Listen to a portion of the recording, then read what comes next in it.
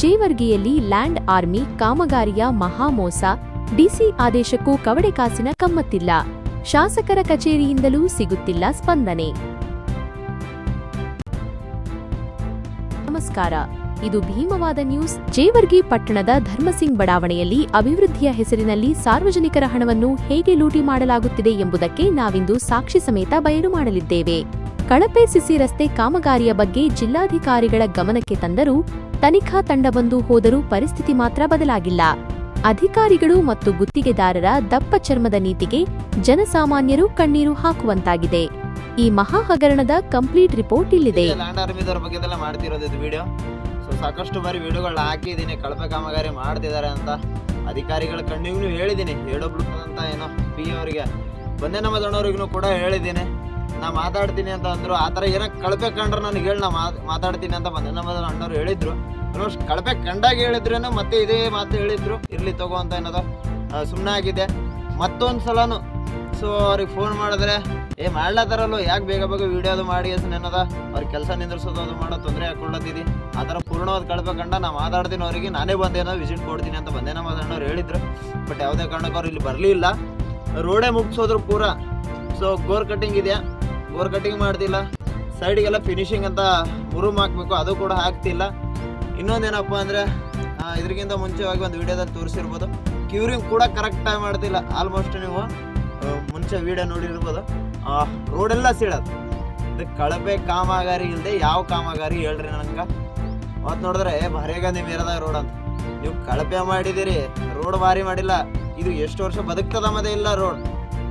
ಸಾಕಷ್ಟು ಬಾರಿ ಆಯಿತು ಫೋನ್ ಮಾಡ್ತಿದ್ದೀನಿ, AWರಿಗೆ ಫೋನ್ ಮಾಡ್ತೀನಿ, ಅವ್ರಿಗೆ ಫೋನ್ ಮಾಡ್ತಿದ್ದೀನಿ, ಜೈಗಳಿಗೆ ಫೋನ್ ಮಾಡ್ತಿದ್ದೀನಿ, ಗುತ್ತಿಗೆದಾರರಿಗೆ ಫೋನ್ ಮಾಡ್ತೀನಿ.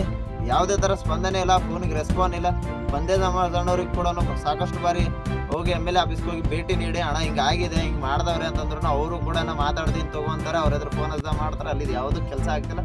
ಇನ್ಸ್ಪೆಕ್ಷನ್ ಡಿಪಾರ್ಟ್ಮೆಂಟ್ದವ್ರಿಗೆ ಲಾಸ್ಟಿಗೆ ಕೊಟ್ಟಿದ್ದೀನಿ ನಾನು. ಇನ್ಸ್ಪೆಕ್ಷನ್ ಡಿಪಾರ್ಟ್ಮೆಂಟ್ದವ್ರು ಬಂದು ಚೆಕ್ ಮಾಡಿದಾಗಿಲ್ರಿ ಸರ್ ಮಾಡ್ತೀವ್ರಿ ಅಂತಂದರು. ಆವಾಗ ಹೋದವರು ಇನ್ನೂ ಬಂದಿಲ್ಲ, 2 ತಿಂಗಳಾಗಕ್ಕೆ ಬಂತು. ಮತ್ತು ಅವ್ರಿಗೆ ಕೂಡ ಇನ್ಸ್ಪೆಕ್ಷನ್ ಡಿಪಾರ್ಟ್ಮೆಂಟ್ಗೆ 2-3 ಸಲ ಹೋಗಿ ಭೇಟಿಯಾಗಿದ್ದೀನಿ.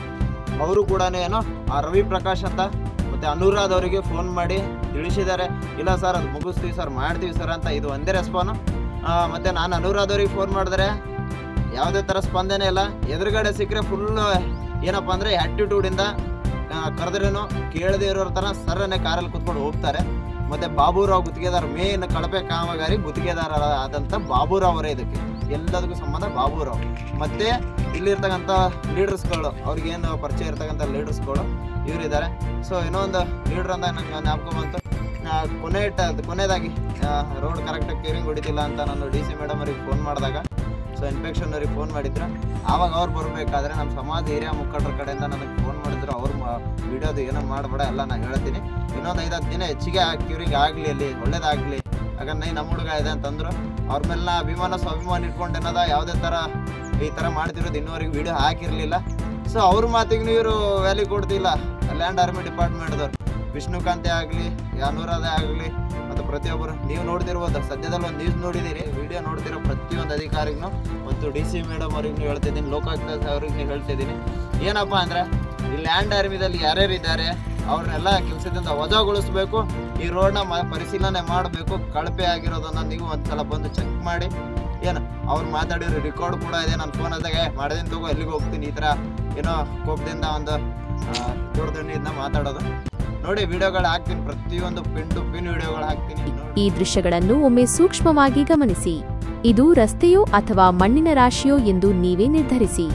ಜೇವರ್ಗಿಯ ಬುಗ್ಗಿ ಏರಿಯಾ ಧರ್ಮಸಿಂಗ್ ಬಡಾವಣೆಯಲ್ಲಿ ಲ್ಯಾಂಡ್ ಆರ್ಮಿ ವತಿಯಿಂದ ನಿರ್ಮಾಣವಾಗುತ್ತಿರುವ ಸಿಸಿ ರಸ್ತೆ ಕಾಮಗಾರಿ ಇದು. ರಸ್ತೆ ಮಾಡಿ ಕೆಲವೇ ದಿನಗಳಾಗಿವೆ, ಆಗಲೇ ಸಿಮೆಂಟ್ ಕಿತ್ತು ಬರುತ್ತಿದೆ. ರಸ್ತೆಯುದ್ದಕ್ಕೂ ದೊಡ್ಡ ದೊಡ್ಡ ಬಿರುಕುಗಳು ಕಾಣಿಸಿಕೊಂಡಿವೆ. ಕಳಪೆ ದರ್ಜೆಯ ಸಾಮಗ್ರಿ ಬಳಸಿ ಕೇವಲ ಬಿಲ್ ಪಾಸ್ ಮಾಡಿಕೊಳ್ಳುವ ಉದ್ದೇಶದಿಂದ ಈ ಕಾಮಗಾರಿ ನಡೆಸಲಾಗಿದೆ ಎಂಬುದು ಮೇಲ್ನೋಟಕ್ಕೆ ಸ್ಪಷ್ಟವಾಗುತ್ತದೆ. ಈ ಕಳಪೆ ಕಾಮಗಾರಿಯ ಬಗ್ಗೆ ನಾವು ಕರ್ನಾಟಕ ದಲಿತ ಸಂಘರ್ಷ ಸಮಿತಿ ಭೀಮವಾದ ಸಂಘಟನೆ ಸುಮ್ಮನೆ ಕೂರಲಿಲ್ಲ. ಖುದ್ದು ಜಿಲ್ಲಾಧಿಕಾರಿಗಳಿಗೆ DC ಮೇಡಂ ಫೋನ್ ಮಾಡಿ ವಿಷಯ ಮುಟ್ಟಿಸಿದ್ದೆವು. DC ಮೇಡಂ ತಕ್ಷಣ ಸ್ಪಂದಿಸಿ ಇನ್ಸ್ಪೆಕ್ಷನ್ ಡಿಪಾರ್ಟ್ಮೆಂಟ್ ಪರಿಶೀಲನಾ ತಂಡ ಅಧಿಕಾರಿಗಳನ್ನು ಸ್ಥಳಕ್ಕೆ ಕಳಿಸಿದ್ದರು. ತನಿಖಾ ತಂಡ ಬಂದು ಪರಿಶೀಲನೆ ನಡೆಸಿ ಕಳಪೆ ಕಾಮಗಾರಿಯ ಬಗ್ಗೆ ವರದಿ ನೀಡಿದ್ದಾರೋ ಇಲ್ಲವೋ ಎಂಬುದು ನಮಗೆ ಸಂಶಯವಿದೆ. ಇನ್ಸ್ಪೆಕ್ಷನ್ ಡಿಪಾರ್ಟ್ಮೆಂಟ್ ನಡೆಸಿರುವ ತನಿಖೆಯ ವರದಿಯ ಬಗ್ಗೆ ನಮಗೆ ಸಂಪೂರ್ಣ ಸಂಶಯವಿದೆ. ಅವರ ಕೈ ಕೂಡ ಈ ಕಳಪೆ ಕಾಮಗಾರಿಯಲ್ಲಿ ಇರಬಹುದು ಎಂಬ ಡೌಟು ನಮಗೆ ಕಾಡುತ್ತಿದೆ. ತನಿಖಾ ವರದಿಯೂ ಕೂಡ ಮೂಲೆ ಸೇರಿದೆ, ಕಾಮಗಾರಿ ಮಾತ್ರ ಹಾಗೆಯೇ ಬಾಕಿ ಉಳಿದಿದೆ. ನಾವು ಶಾಸಕರ ಕಚೇರಿಗೆ ಸಾಕಷ್ಟು ಬಾರಿ ಭೇಟಿ ನೀಡಿದ್ದೇವೆ.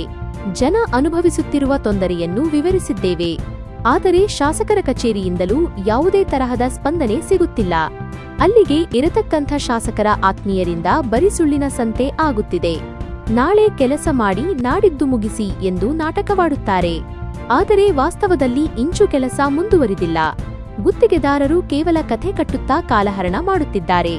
ಈ ಅಧಿಕಾರಿಗಳ ಬೇಜವಾಬ್ದಾರಿತನ ಮತ್ತು ಶಾಸಕರ ಕಚೇರಿಯ ಅಸಹಕಾರ ನೋಡಿದರೆ ಇವರಿಗೂ ಈ ಕಳಪೆ ಕಾಮಗಾರಿಯಲ್ಲಿ ಪಾಲಿದೆ ಎಂಬ ಸಂಶಯ ಬಲವಾಗುತ್ತದೆ.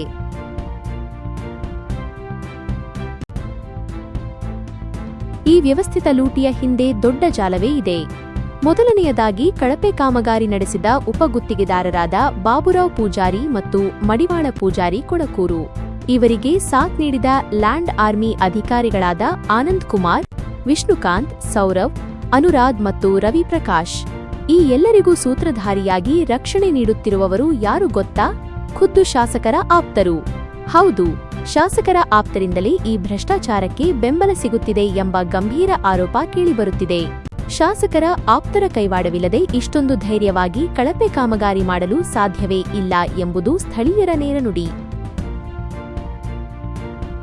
ಡಿಸಿ ಆದೇಶವನ್ನೇ ಲೆಕ್ಕಿಸದ ಈ ಭ್ರಷ್ಟ ಅಧಿಕಾರಿಗಳು ಮತ್ತು ಗುತ್ತಿಗೆದಾರರಿಗೆ ಕಾನೂನಿನ ಭಯವೇ ಇಲ್ಲದಂತಾಗಿದೆ.